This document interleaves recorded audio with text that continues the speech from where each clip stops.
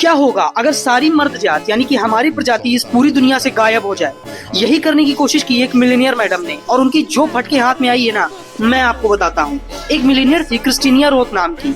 उन्होंने किया क्या कि एक पूरा आइसलैंड खरीदा और वहाँ का बस एक ही रूल रखा कि मेंस आर नॉट अलाउड, मतलब कि हमारी मेल प्रजाति वहाँ नहीं जा सकती।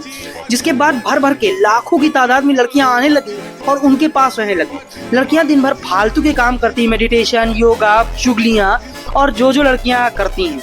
जिसके बाद कुछ दिन तो सब कुछ नॉर्मल चल रहा था, पर असली प्रॉब्लम तो अब शुरू हुई थी। धीरे धीरे करके उस आइलैंड की एसी खराब होने लगी और किसी को एसी रिपेयर करना ही नहीं आता था।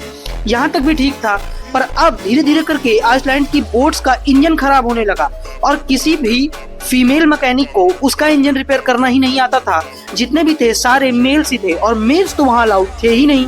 जिसके बाद यहाँ तक तो वो लोग सरवाइव कर गई, पर अब आता है मेन चैलेंज, मतलब कि उनका इंटरनेट कनेक्शन ही बंद हो गया। अब वो लोग क्या करेंगी? अब एक एक करके सबको अपनी औकात याद आने लगी और फट के 4 होने लगी।